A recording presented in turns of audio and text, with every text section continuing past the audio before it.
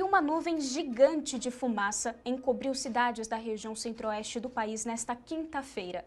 O fenômeno fez ressurgir a piora das condições ambientais no Pantanal, que costuma vir acompanhada de aumento de problemas respiratórios e de saúde na população. Agora se soma também a pandemia de coronavírus.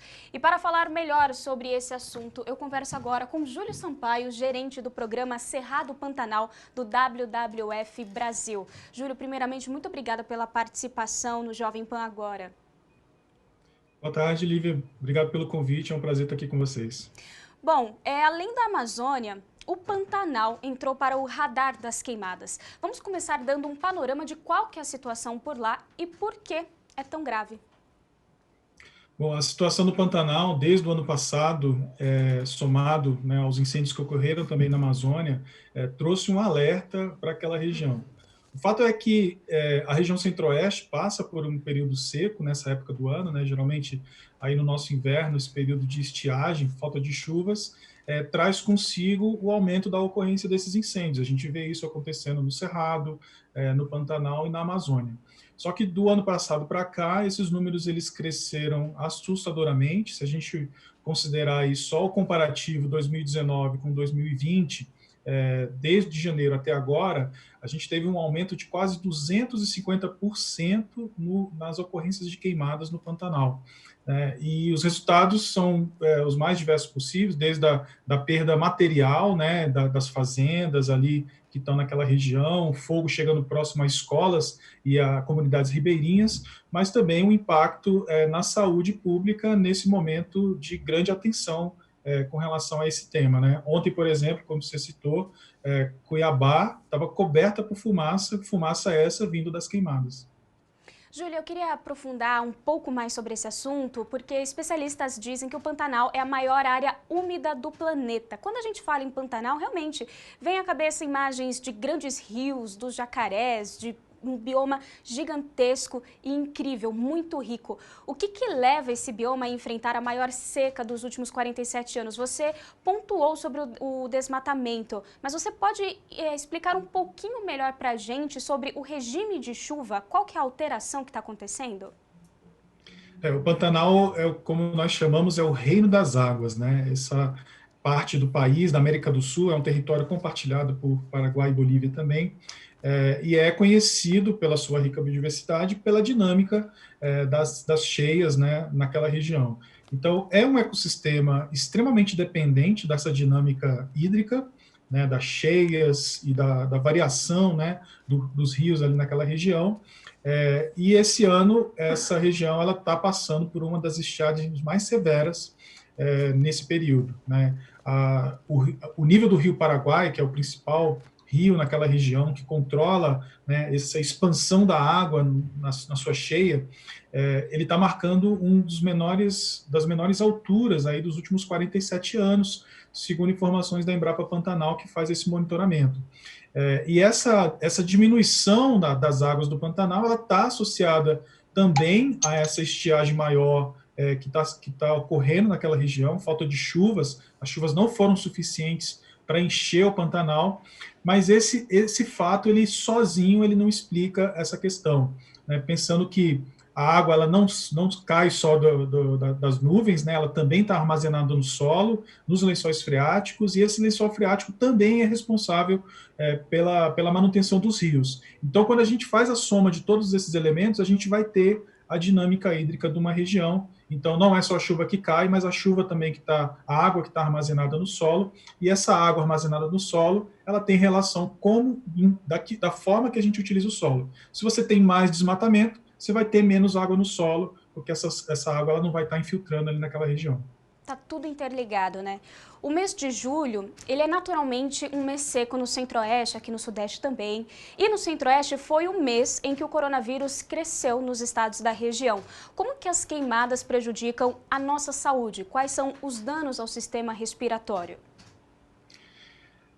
Lívia, assim, os danos eles são severos, né? Porque justamente nessa época do ano a gente tem um período de seca muito intenso, né? Então a seca por si só já traz consigo problemas respiratórios que levam as pessoas, né, aos hospitais, aos postos, às UPAs, para fazer os seus atendimentos. E quando essa seca está associada à fumaça e à fuligem da fumaça, esses problemas eles são ainda maiores, né? Como você falou, esses estados, né, da região centro-oeste têm aumentado aí os casos de coronavírus, ou seja, a gente tem o sistema de saúde sendo demandado para o atendimento a essas vítimas, e teremos ainda outros mais atendimentos em função da necessidade do tratamento dessas pessoas que estão ali próximas a esses centros e essas comunidades que estão passando pelo problema das queimadas. E ainda sobre esse assunto que envolve saúde, existe alguma evidência científica se a inalação dessa fumaça ela pode prejudicar um pulmão já acometido pelo coronavírus? Bom, essa relação eu acho que ela ainda não é totalmente esclarecida, mas pensando na infecção, né, provocada pelo Covid e pelas enfermidades que estão associadas a isso, é claro que se você pressiona ainda mais, né, o seu sistema imunológico, né, o seu organismo, sem dúvida alguma o prejuízo vai ser ainda maior. Mas é difícil ainda porque esses estudos ainda precisam ser melhor aprimorados. Bom, Júlia, eu quero perguntar também sobre a fiscalização no Pantanal neste ano. Sabemos que existe a causa natural, né, que é o que a gente vem falando, e também existe o foco de fogo criminoso, clandestino. Existe fiscalização para isso, punição? Onde está o governo federal? Bom, essa fiscalização, já há algum tempo se discute muito a eficiência, né, da fiscalização, principalmente no contexto ambiental no Brasil. O que a gente percebe é um aumento desses incêndios. Esses incêndios eles não são incêndios naturais. Incêndios naturais eles ocorrem sim nessa região do país, tanto no Pantanal quanto no Cerrado, principalmente associado às descargas elétricas, né, aos raios. Infelizmente, nessa época do ano, a gente não está tendo chuva, não está tendo descarga elétrica. Então, esse fogo está sendo originado de alguma outra forma. E nesse contexto, principalmente no contexto do Pantanal, é um fogo que é utilizado, né, para manutenção de áreas, para limpeza de áreas, para limpeza de pastagens, e isso acaba ocorrendo aí nesse descontrole desses incêndios florestais que acabam queimando grandes extensões de terra e trazendo prejuízos enormes para essa região. Do ponto de vista de políticas públicas, inclusive os dois estados, Mato Grosso e Mato Grosso do Sul, e o governo federal, impuseram limitações na utilização do fogo como essa ferramenta de trabalho na terra, né? Então, a utilização desse fogo, geralmente ela é associada a autorizações dos órgãos ambientais competentes, que autorizam aquele fazendeiro ou aquela comunidade a utilizar o fogo. Porém, nós estamos passando por um momento de suspensão, dados decretos federal e 2 decretos estaduais, na limitação desse fogo. Essas medidas, por si só, elas não vão trazer a solução do problema, porque a fiscalização ela precisa ser intensificada, porque quem está utilizando fogo hoje nessa região do Pantanal está fazendo de forma criminosa. Então, a fiscalização ela é essencial, é necessário que haja aparelhamento e haja condições para que essa fiscalização seja feita, mas infelizmente a gente tem acompanhado um cenário bem pessimista com relação a esse cuidado, né? Então as fiscalizações elas diminuíram.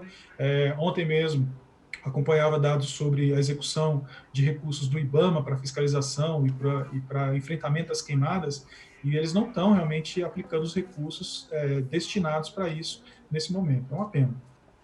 Júlio, e além da triste perda da fauna e da flora, quais são os impactos econômicos das queimadas no Pantanal?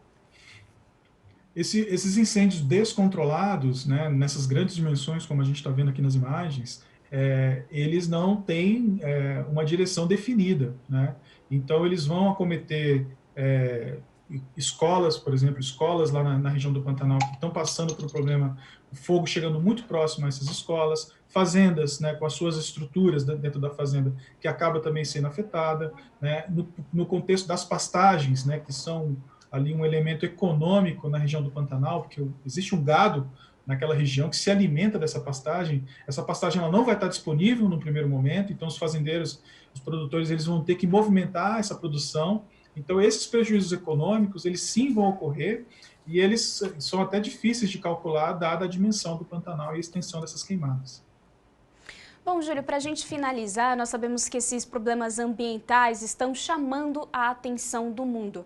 Você que vive tudo de perto, diariamente, eu gostaria que você fizesse a sua análise sobre o papel do Brasil perante o mundo nas questões ambientais e principalmente em questão às queimadas que a gente assistiu na Amazônia e agora assiste no Pantanal.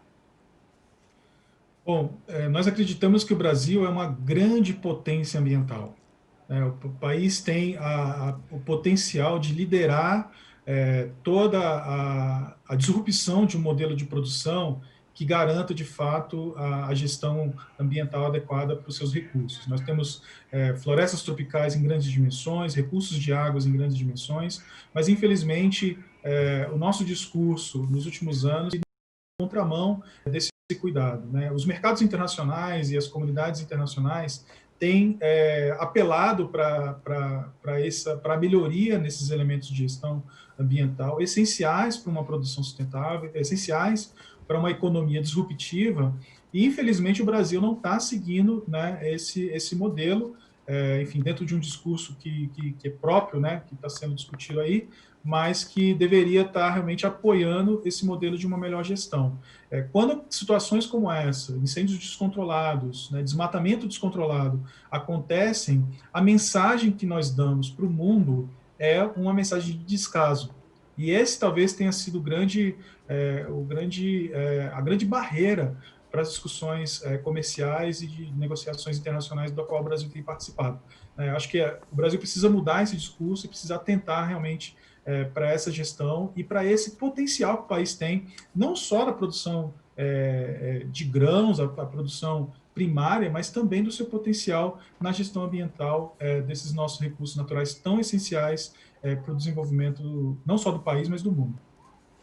Nós conversamos com o Júlio Sampaio, gerente do programa Cerrado Pantanal do WWF Brasil. Júlio, quero agradecer imensamente sua participação e todos os esclarecimentos que você prestou aqui para a nossa audiência. Feliz por estar apoiando essa discussão e à disposição também de vocês para outras conversas. Obrigado. Obrigada e um ótimo dia.